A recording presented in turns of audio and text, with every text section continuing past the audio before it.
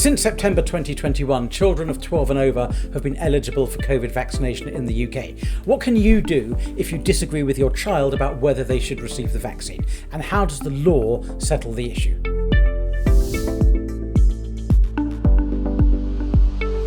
I'm Daniel Barnett, a barrister practicing in London and the presenter of The Legal Hour on LBC Radio. In this video, I'm going to explain what happens in the eyes of the law when a person is vaccinated, how old a child has to be to challenge a parent's decision, and why you could still be overruled even if your child is under 16.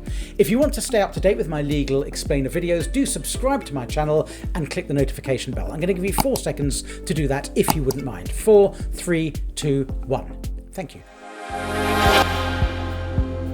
Before we look at what the law says about child vaccination, there are 2 important points to bear in mind. First, the UK's medicines regulator, the MHRA, is clear that the Pfizer vaccine is safe and effective for children of 12 and over. The Joint Committee on Vaccination and Immunisation considers the medical benefits for this age group outweigh the known risks, albeit by a small margin, which didn't quite justify universal vaccination. The decision to go ahead for this age group was taken after educational benefits, such as keeping children in school, were also considered. Now you can find links to those statements and the official guidance for parents below. Second, whatever the legal position, clinicians stress it's best to try to reach agreement with your child after talking through any concerns you have as a family. Even if you have a right to prevent your child being vaccinated or to make them have the vaccine, that doesn't mean it's a good idea to do it against their wishes. Health professionals are clear that agreement is the best way forward if it can be achieved. Legally, injecting a person with a vaccine without their consent is both a civil wrong and a serious criminal offence. If I'm jabbed, and the person vaccinating me hasn't obtained consent, they're likely to be guilty of causing actual bodily harm under Section 47 of the Offences Against the Persons Act 1861. They'll also have committed a tort known as trespass to the person. In fact, a clinician who fails to obtain consent is in no better position than a member of the public who sticks a needle into the arm of a random passer-by. So a clinician who vaccinates a person without valid consent will also violate a key principle of medical ethics, that a patient with capacity has the right to decide what happens to his or her body. Now that's why the concept of consent is so crucial where any invasive medical treatment is involved, and it's why there are detailed rules on who can consent to childhood vaccination.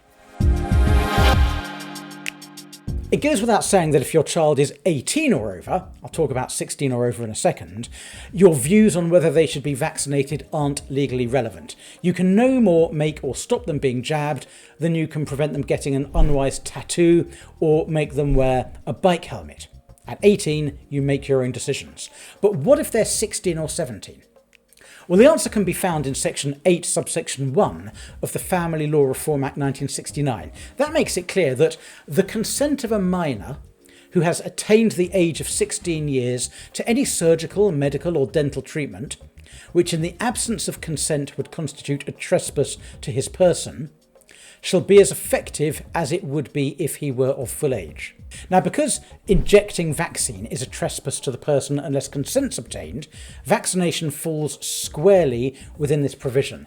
And that means if your child is 16 or 17, they can consent to being vaccinated, whatever your wishes, unless there's some special reason to doubt whether they have capacity to make their own decisions under the Mental Capacity Act. Now, Section 2.1 of that Act says it'll only be the case if your child is, and I quote, unable to make a decision for himself because of an impairment of or a disturbance in the functioning of the mind or brain.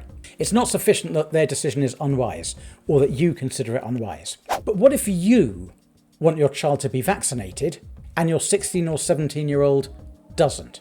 Now here the answer is more complex. In this situation, the law is clear that your consent to vaccination will protect the doctor from any legal liability for administering the vaccine. As Lord Donaldson, a very senior judge, said in a case called Re W, consent from either parent or the child is a flak jacket which prevents the doctor from being sued for trespass to the person.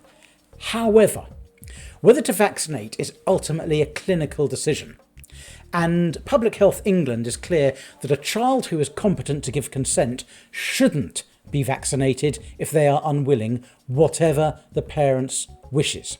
Now, the Green Book, that's Public Health England's definitive guidance on immunisation for clinicians working in the NHS, the Green Book states that refusal by a child over 16 or by a competent child should be accepted as valid refusal. If a person aged 16 or 17 years or a Gillick competent child refuses treatment, that refusal should be accepted. Gillick competent is a legal test from an old case called Gillick.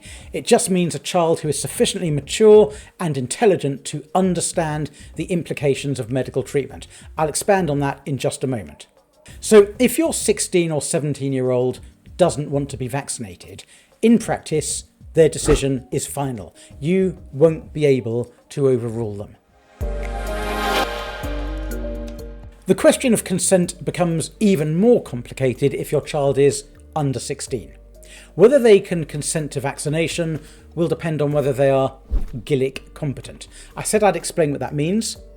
It's a concept named after a 1985 case called Gillick and West Norfolk and Wisbech Area Health Authority.